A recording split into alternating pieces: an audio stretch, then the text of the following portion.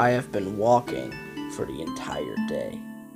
The walk is proving more difficult than I had imagined. I didn't get too much sleep last night and won't be able to make it all the way to Nam today. That means another night under the sky without a blanket. It started to rain last night, so tonight I will make sure I have shelter.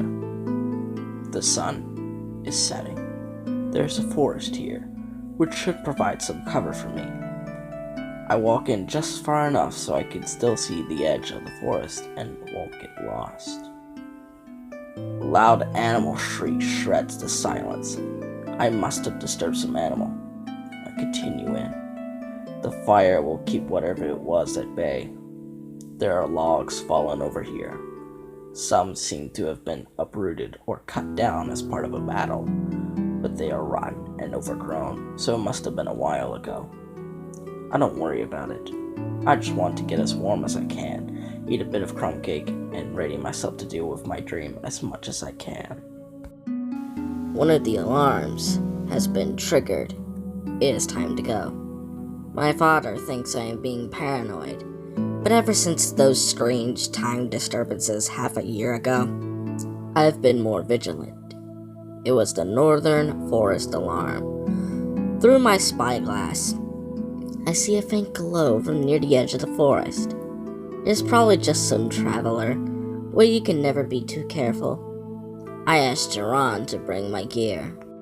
As I make my way into the forest, I pass a pile of nindroids. They have been lying here for a long time, and some have started to rust.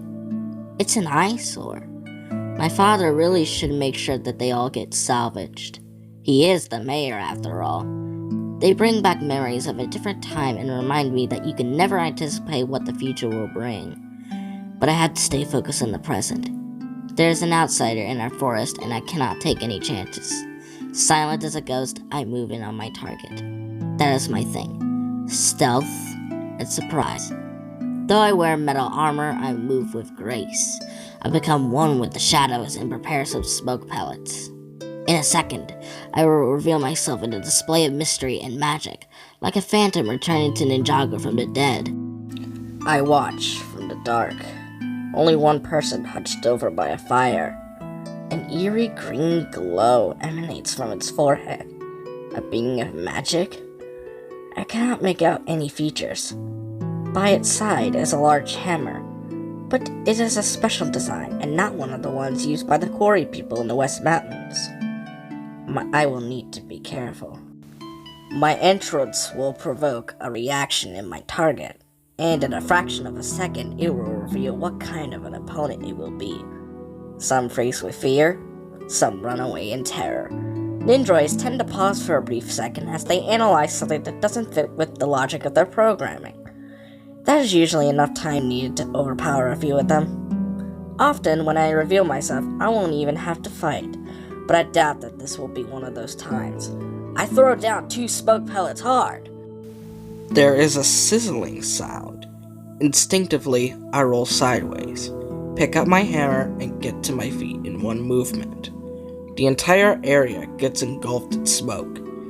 It is bathed in the green light from my scar. A booming voice commands me. Surrender yourself to the Phantom! My mind races. Phantom? Does this have anything to do with the rift? Has some henchman of death arrived to claim me? The apparition breaks through the smoke, and I barely parry 2 swords. Gone again! I am at a disadvantage here. This is not a good place to fight with a heavy hammer. The space is too confined, and I am blind in the smoke. I am attacked again. I block the swords, but I am kicked backwards. Just as I steady myself, I am hit again from the back. The blows aren't that hard. It feels like whatever is in the smoke is trying to disarm me or drive me away, not take me down. It's time to turn the situation around. I drive my hammer hard into the ground. The entire forest shakes. I hammer my fists together hard and build up energy for my spin. The world becomes a blur as I whirl into my spinjitzu tornado, clearing away the smoke and several of the smaller trees. I come out of it and grab my hammer. This is an arena fit for a fight.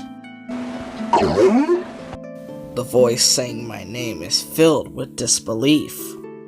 I heard that you were departed. A ghost. Gone.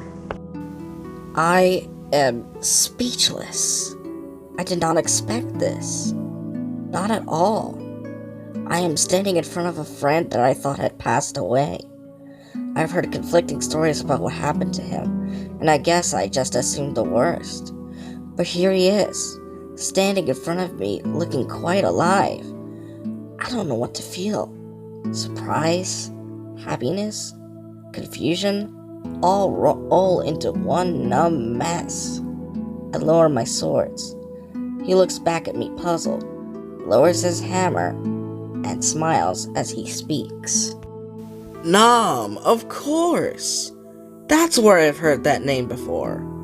Hi, Salil. Still doing the Phantom Ninja thing, I see. 45 minutes later, Cole and Salil arrived in Nam.